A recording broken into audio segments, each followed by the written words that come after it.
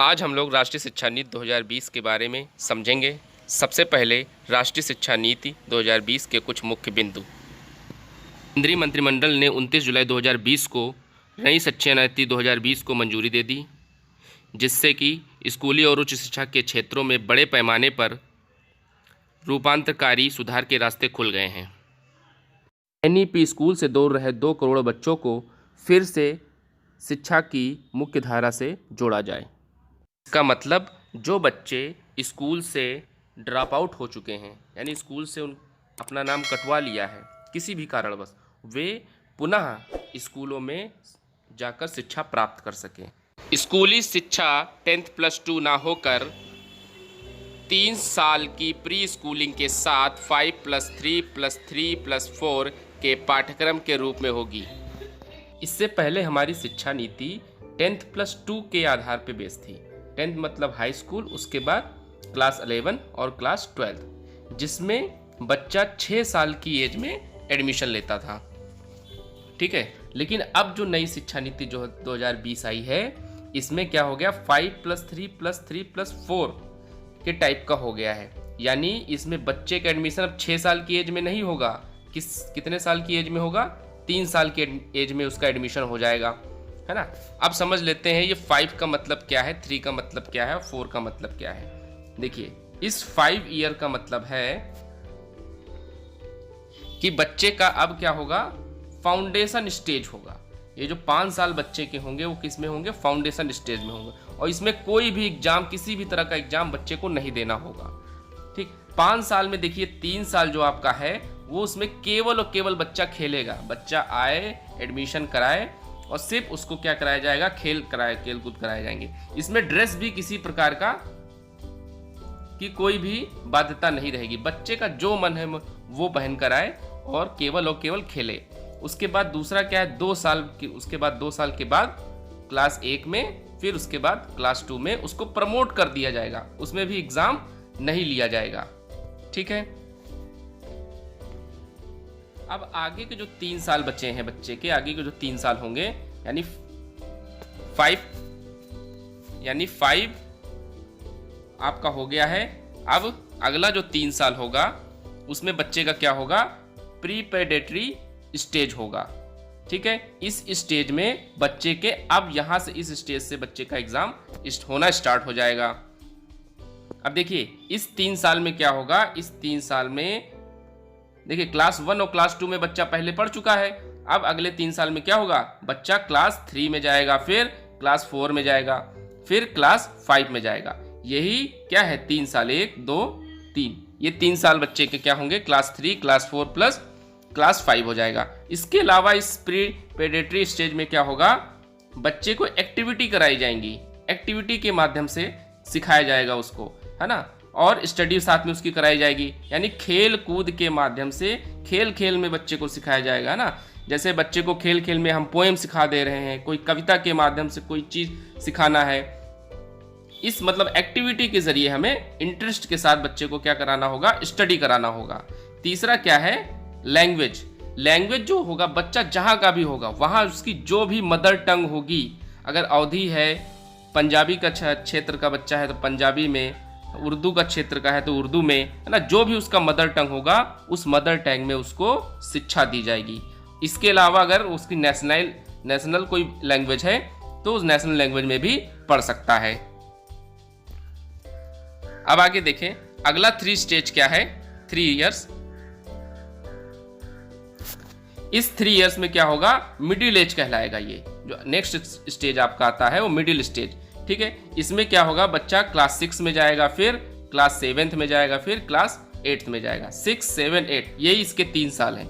इसमें क्या होगा, बच्चे को कंप्यूटर कोड सिखाए जाएंगे, है ना। कंप्यूटर के बारे में बेसिक नॉलेज देना इसी एज से स्टार्ट कर दिया जाएगा। इसके अलावा क्या होगा, वेकेशनल अथवा टेक्नोलॉजी उसको सिखाई जाएगी। वेकेशनल में क्या होगा, बच्चे का सिलाई में इंटरेस्ट है तो सिलाई वो सीख सकता है ना। बढ़ाई के काम उसके, मान लीजिए परिवार में कोई करता है तो वो अगर सीखना चाहता है उसकी ट्रेनिंग दी जाएगी। उसको माली का काम सीखना चाहता है, किसी भी प्रकार का वोकेशनल कोर्स अगर वो करना चाहता है तो उसकी ट्रेनिंग इसी स्टेज से, मिडिल स्टेज से उसको देना स्टार्ट हो जाएगा।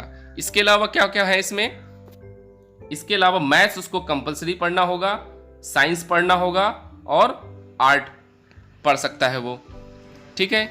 इसके अलावा एनी इंडियन लैंग्वेज उसको सीख सकता है, कोई भी लैंग्वेज इंडियन की लैंग्वेज सीख सकता है, जिस भाषा में वो पढ़ना चाहे। अगर वो पंजाबी का है तो पंजाबी में सीख सकता है, बंगाली का है तो बंगाली भी सीख सकता है ना। अगला स्टेज आता है सेकेंडरी स्टेज। सेकेंडरी स्टेज होगा 4 ईयर का, 5+3+4 में जो लास्ट स्टेज है 4 ईयर, वो सेकेंडरी स्टेज होगा। इसमें क्या होगा, क्लास 9 से 12 तक की बच्चा पढ़ सकता है, ठीक है। इसमें देखिए क्या होगा, बच्चे का पहले क्या होता था, 9th में एग्जाम होता था, फिर 10th में हाई स्कूल बोर्ड आ जाता था, फिर 12th में बोर्ड, है ना। तो इस तरह से 9 से 12 तक के उसको 4 बार एग्जाम देने होते थे। लेकिन अब इसमें ऐसा बिल्कुल नहीं है, अब उसको सेमेस्टर वाइज एग्जाम देना पड़ेगा। सेमेस्टर वाइज मतलब 9th में वो 2 बार एग्जाम देगा, 10th में 2 बार एग्जाम देगा, 12th में भी जाने पर 2 बार एग्जाम देगा, यानी टोटल वो 8 टाइम्स एग्जाम देगा। इससे क्या होगा, बच्चे में जो बोर्ड के प्रति जो एक तरह का एक भय पैदा हो जाता है, वो इसमें पहले से ट्रेनिंग देकर उसको उस भय को जो रहता है बोर्ड के प्रति वो खत्म कर दिया जाएगा, ठीक है। उसके बाद देखिए इसमें क्या है, नो एक्सट्रीम, मतलब बच्चे का किसी भी प्रकार कोई स्ट्रीम नहीं रहेगा कि बच्चा साइंस साइड का है, कि बच्चा आर्ट साइड का है, कि कॉमर्स का है, ऐसा कोई भी नहीं होगा। बच्चा जो भी सब्जेक्ट पढ़ना चाहे वो उसको चूज कर सकता है। देखिए मल्टीपल चॉइस सब्जेक्ट को आप बफर सिस्टम से समझिए। जैसे बफर सिस्टम में क्या होता है, हमें जो भी सब्जी पसंद है, जिस तरह का भी खाना हम पसंद करते हैं, वो अपने हिसाब से ले लेते हैं। उसी तरह ही क्या करना होगा, सब्जेक्ट भी हम उसी तरह चूज कर लेंगे। जैसे हम मैथ से हमको इंटरेस्ट है, हमें साथ साथ बायोलॉजी भी पढ़नी है, तो मैथ